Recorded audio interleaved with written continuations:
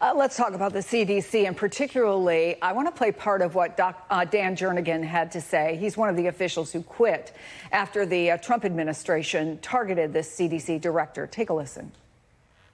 I've been at CDC for over 30 years and doing lots of different infectious disease outbreaks, et cetera. I've been through a lot of administrations, including the first Trump administration. This is different. The character right now is one of questioning, of a lack of respect for the science, and an approach that really is looking to find answers for things where there might not be an answer. So that's 30 years of experience, Zeke, that's gone. And it's safe to say that he, along with the others who left, are among the foremost experts in their fields. How hard is it to effectively run an agency when you lose leaders like that and all at once? Oh, they're not trying to run an agency. They're trying to totally undermine the agency and get the agency to do what RFK Jr. wants to have happen. It's not just turmoil, it's destruction.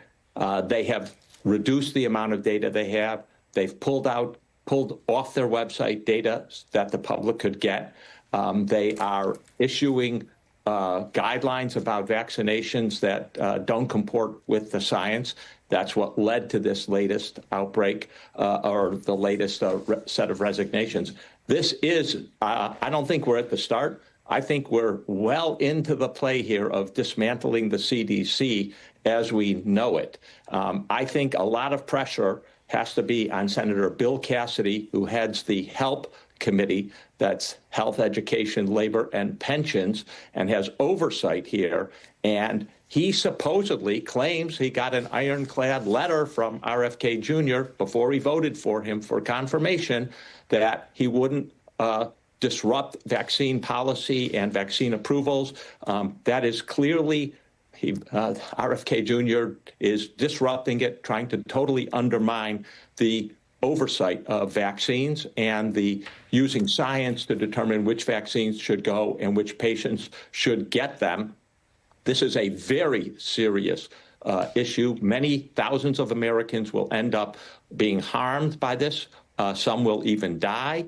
I don't think this is trivial. And Senator Cassidy has to draw a line, and he has to say very clearly in the appropriations bill for HHS what he expects, including reconstituting an advisory committee on immunization policy that has scientists and not simply anti-vaccine advocates who are intent on not following the science and dismantling the regime that we know that has given us safe vaccines, many of them. Well, what are the chances of that, Vaughn Hilliard? I mean, if indeed, as Dr. Emanuel has said, the goal here is not turmoil, and we talk about how Trump likes to create chaos, but if the goal is not turmoil but destruction, tell us what's happening from the White House perspective. Well, just yesterday from the podium of the briefing room, Caroline Leavitt was asked about these firings and resignations, and she said that, in fact, the president and the White House directed and backed Secretary Kennedy's moves. And I think it's important because, well, the president likes to tout Operation Warp Speed and the administration's response to the COVID pandemic.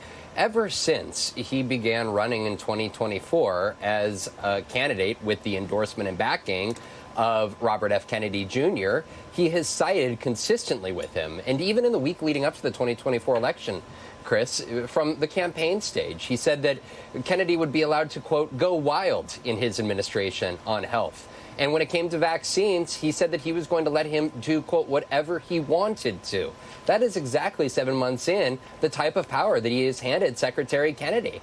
And despite questions of whether this is Donald Trump's actual position and whether he actually wants the CDC to operate in this way, time and again, he has given Secretary Kennedy that exact power. And even earlier this week at that cabinet meeting that Secretary Kennedy attended, President Trump brought up the idea of autism and the, quote, horror of it and asked Kennedy how that was going. Kennedy doubled down and said that his department has been studying autism and its roots, and he would be releasing a report in the coming weeks. And so this is, to the doctor's point, only the beginning of what this department has sought to do. And that is where we heard directly from Dr. Jernigan and Dr. Ori, the chief medical officer, concern about the allies within this department of HHS and what their intent is to do with the numbers and science that exist, and what they intend to present to the public, and whether a typical scientific integrity clearance process is going to actually be followed